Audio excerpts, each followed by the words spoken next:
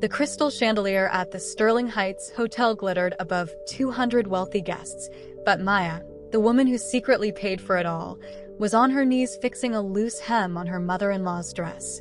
Around her, the grand ballroom buzzed with the chatter of Chicago's elite. Outside, a blizzard battered the windows, the wind howling like a warning no one wanted to hear, but inside was a golden sanctuary of champagne and string quartets. Maya's fingers, rough from years of doing her own housework despite her family's wealth, moved deftly with the needle. Ouch. "Watch it, you clumsy woman," Constance hissed, jerking her silk skirt away. The older woman looked down at Maya with a sneer that had become all too familiar over the last 20 years. "Honestly, Richard should have hired a professional tailor instead of letting you embarrass us. You handle silk like it's burlap. Just like your people." Maya swallowed the lump in her throat. She didn't look up, focusing instead on the tarnished silver locket hanging around her own neck. It was a cheap, scratched piece of metal that stood in stark contrast to the diamonds dripping from Constance's ears. To the world, it looked like junk. But Maya's hand drifted to it instinctively. Inside wasn't a picture, but a tiny folded key, the key to a safety deposit box that held the truth about who really owned this hotel. "I'm sorry, Constance," Maya whispered, biting the thread. "It's finished. You look beautiful." "I always do," Constance snapped, turning her back on Maya to greet a senator's wife. Needing a moment to breathe, Maya slipped away from the suffocating perfume of the ballroom and pushed through the swinging doors into the kitchen. The noise changed instantly from polite laughter to the clatter of pans and shouting orders. "Mrs. Vance." Marco, the head chef, beamed when he saw her. He wiped his hands on his apron and rushed over. Unlike the people out there, the staff never looked through her. "Merry Christmas. Did you try the lobster bisque? I made it just the way you taught me." "It smells wonderful, Marco." Maya smiled, the tension leaving her shoulders. She reached into her modest handbag and pulled out a thick white envelope. It contained her personal savings from the last 6 months. "This is for the kitchen crew. I know the company cut the bonuses this year, but I didn't want you all to go home empty-handed." Marco's eyes widened. He knew Richard hadn't approved this. "Maya, you shouldn't. If Mr. Sterling finds out." "He won't," she said softly. "Please, take it." She returned to the ballroom just as a hush fell over the crowd. Richard had arrived. He stood at the entrance, shaking snow off his cashmere coat, looking every bit the dashing CEO. Maya's heart fluttered. Despite everything, she still loved him. She rushed over, reaching out to straighten his tie, a habit she'd had since they were college students living on instant noodles. "Richard, honey, you're late," she said gently. "Is everything okay?" He flinched as if she had burned him. He brushed her hand away, checking his Rolex. He didn't even look at her face. "Not now, Maya. Don't crowd me. I have important people to impress. I just thought." Maya's voice trailed off. She stepped back into the shadows of a pillar, blending into the wallpaper. Nearby, 2 board members were whispering, their champagne flutes clinking. "Did you hear?" one murmured. "Richard is making a game-changing announcement tonight. Rumor has it he's finally cleaning house." Maya's heart lifted slightly. Cleaning house? Maybe he was finally going to retire. Maybe he meant they were going to sell the business and finally take that trip to Italy he had promised her for their anniversary. She allowed herself a fleeting moment of hope. The music stopped abruptly. The conductor tapped his baton, and all eyes turned to the stage. Richard stepped into the blinding spotlight, flashing his famous, charming smile.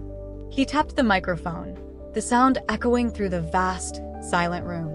"Good evening, everyone," Richard said, his voice smooth as velvet. "Thank you for braving the storm. Tonight is a night of new beginnings."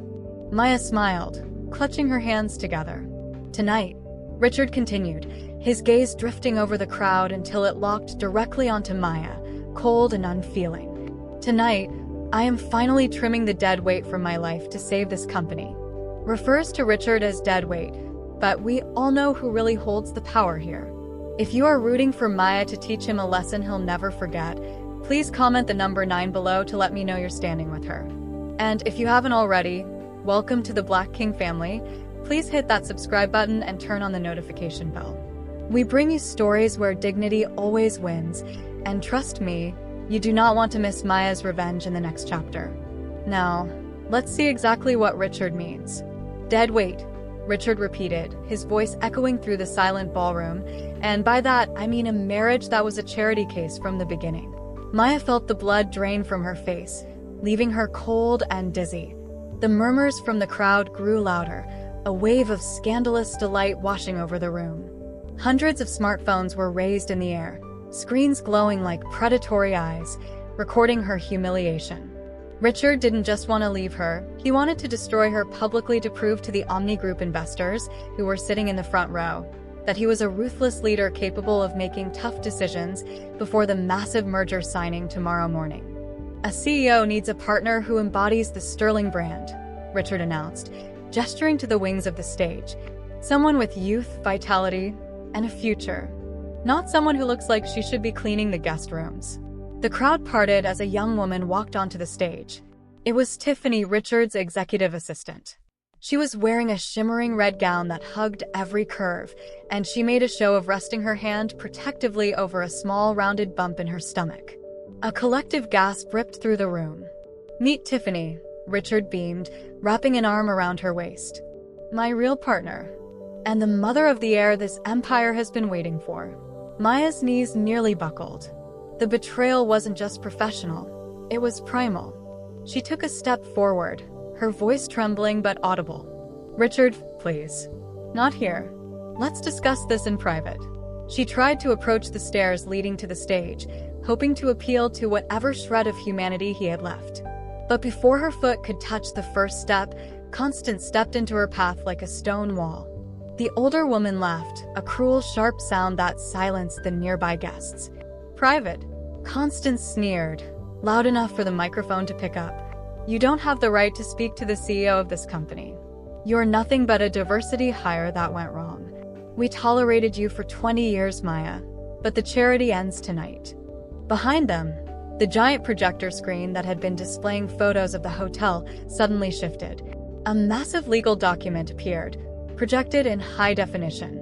The words "Decree of Divorce" loomed over Maya's head. Richard looked down at her from the stage, his face twisted in arrogance.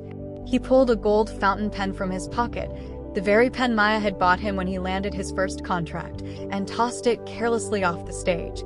It clattered loudly on the marble floor, rolling to a stop at Maya's feet. "Sign the papers now, in front of everyone," Richard commanded. "Prove you can be useful one last time. If you sign, I'll give you a generous severance package, cab fare to a shelter."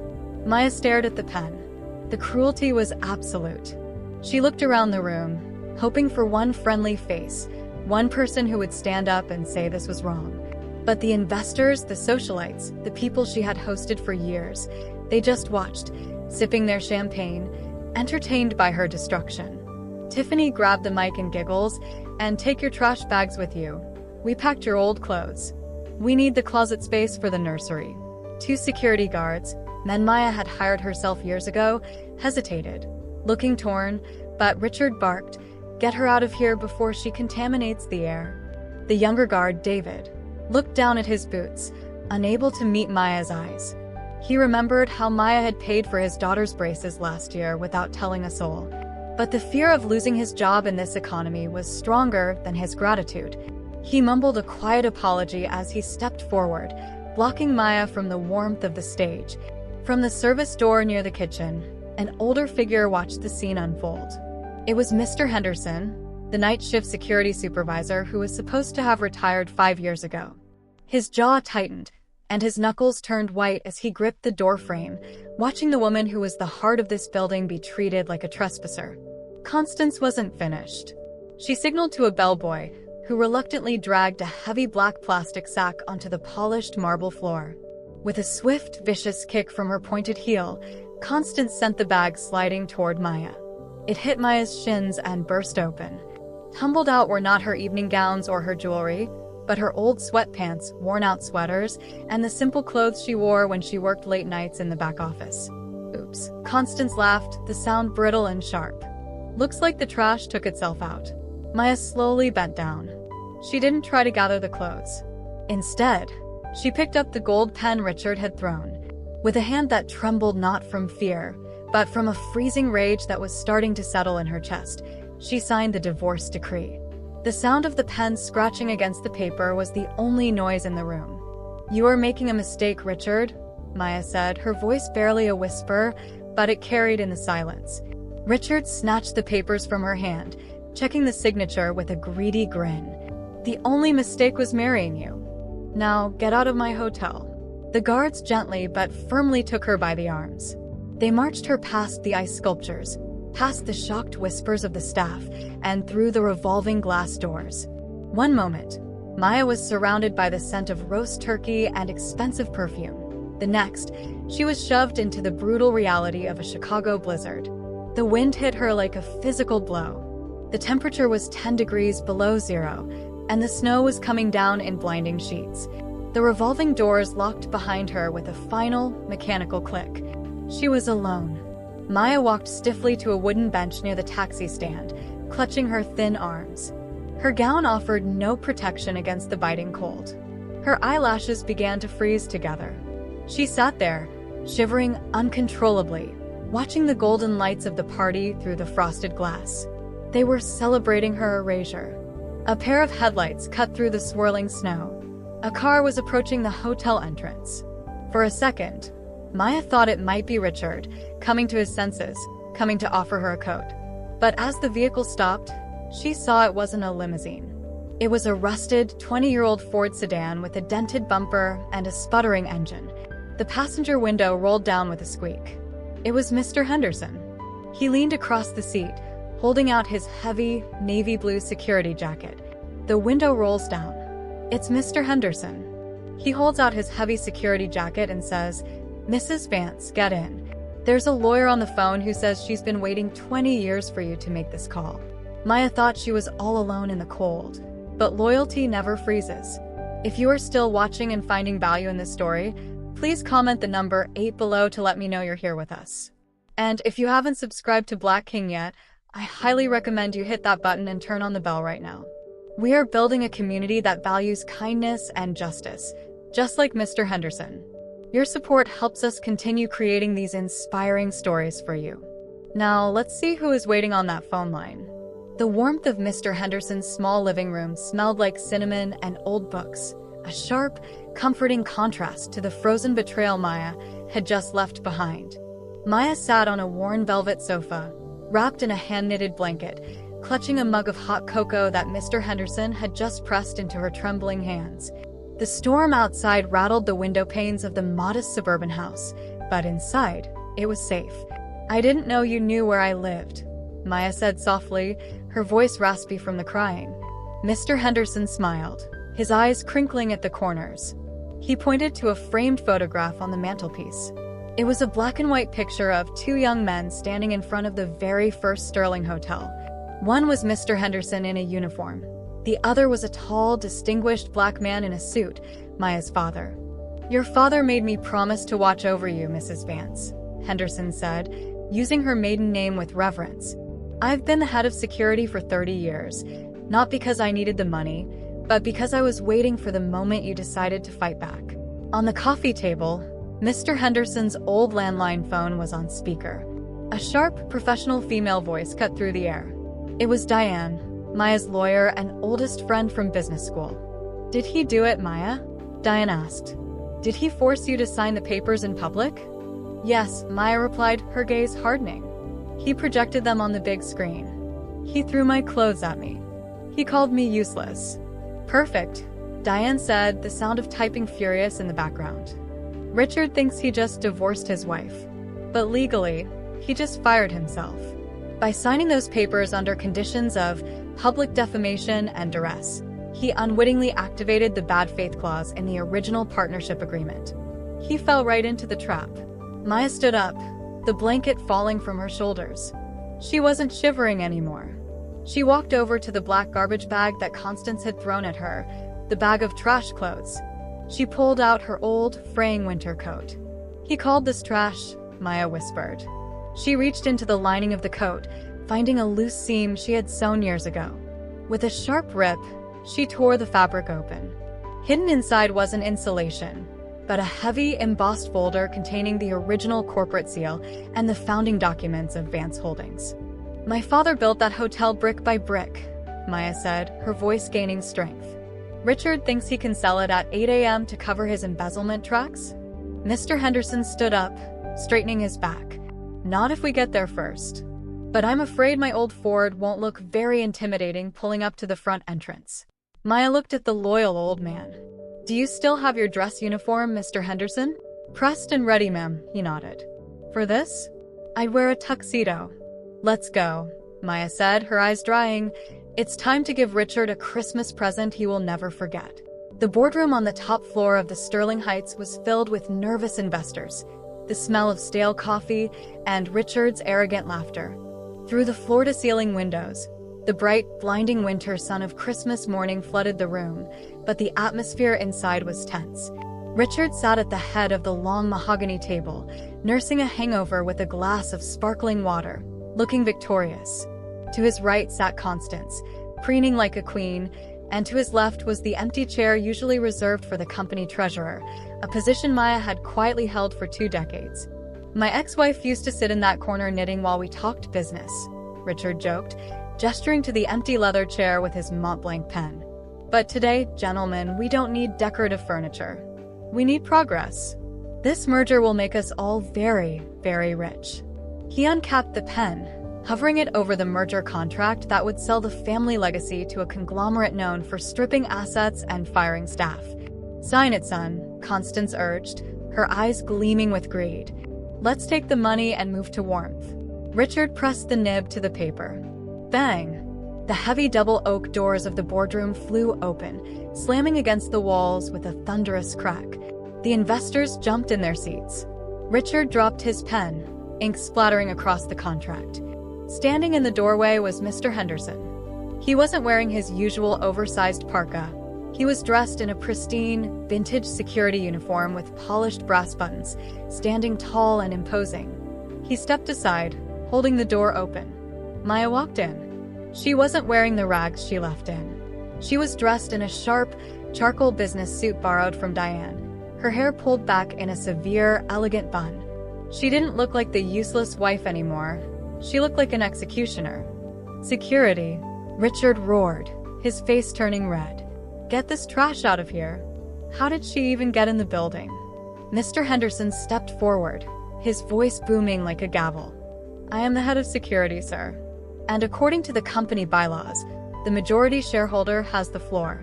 "Majority shareholder?" Constance scoffed. "She has nothing." Maya didn't scream. She didn't cry. She walked calmly to the head of the table, pulled the Vance Holdings Incorporation documents from her briefcase, and threw them onto the table.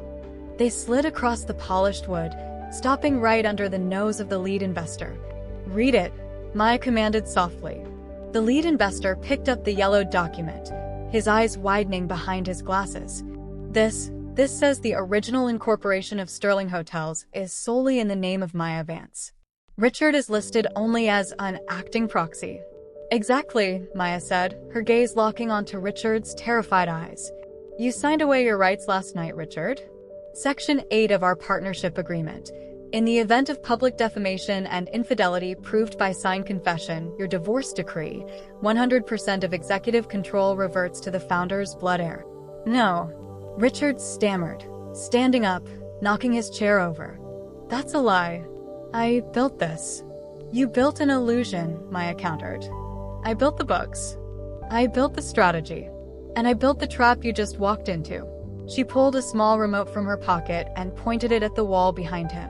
Richard turns pale as the projection screen behind him changes from his merger slide to a live feed of his secret offshore accounts, hacked/exposed by Diane. "You didn't just lose your job, Richard," Maya whispers. "You lost your freedom." The silence in the room was heavier than the snow piling up outside on Michigan Avenue.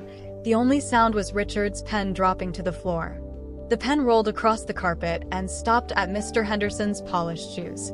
On the screen, the numbers didn't lie. Diane had done her work perfectly. The bank records showed unauthorized transfers of millions of dollars from the employee pension fund into Richard's private accounts in the Cayman Islands. Embezzling from the pension fund? the lead investor whispered, his face turning purple with rage. "Richard, you didn't just steal from the company. You stole from the people who changed the sheets and cooked the food." Sirens began to wail in the distance, growing louder with every second. Richard looked around wildly for support. "Tiffany, tell them. Tell them we need this money for our baby." All eyes turned to the young woman. Tiffany wasn't crying. She was checking her makeup in her compact mirror, looking bored. "Actually," she said, snapping the mirror shut, "I think I'll skip the drama." "And the baby? Let's just say the paternity test might be complicated. I'm out." She grabbed her fur coat and walked out the door without looking back. Richard slumped into his chair, a broken man. Constance rushed to Maya, grabbing her arm with desperate, claw-like fingers. "Maya, listen to me," Constance pleaded, her voice trembling. "We are family. You can't let them take Richard to jail. Think of the scandal. We can fix this. We can go back to how it was." Maya looked down at the woman who had made her life a misery for 20 years. She gently but firmly peeled Constance's fingers off her sleeve. "Family doesn't treat people like trash, Constance," Maya said softly. "And we are certainly not going back to how it was. Goodbye." Two Chicago police officers entered the room, guided by Mr. Henderson. As they handcuffed Richard and led him away, Maya didn't watch. She turned to the gathered staff, maids, waiters, and cooks who had crowded into the hallway, looking terrified about their jobs. "Listen to me." Maya's voice rang out, clear and kind. "No one is getting fired today. The money Richard stole will be returned to your pension funds from his personal assets, and I am appointing a new vice president of operations effective immediately, Mr. Henderson." The staff erupted into cheers. Mr. Henderson wiped a tear from his eye and stood taller than he ever had. Maya walked out of the hotel, not through the service door, but through the main entrance. The doorman, the same one who had looked sad when she was kicked out the night before, rushed to open the door for her. "Shall I call the limousine, Ms. Vance?" he asked respectfully. "No, James." Maya smiled, handing him $100 bill. "A regular taxi is fine. I have a lot of work to do, but first, I'm going to get a really good cup of hot cocoa." She climbed into the yellow cab, wrapping her old coat around her. It wasn't designer, but it was warm. As the cab drives away, Maya looks at the Christmas lights reflecting on the snow. She isn't bitter. She smiles, finally free to build an empire of kindness. Like footprints in the snow that eventually fade, Richard's arrogance vanished the moment he lost his title, but Maya's quiet strength remained solid, because it was built on something no one could steal, her character. We often judge a book by its worn cover, forgetting that the most valuable stories are hidden on the pages inside. True power isn't about how loudly you can command a room, but how gently you treat the people who open the door for you. If this story warmed your heart today, take a moment to share that warmth with someone who might feel invisible, because you never know when you're speaking to a queen in disguise.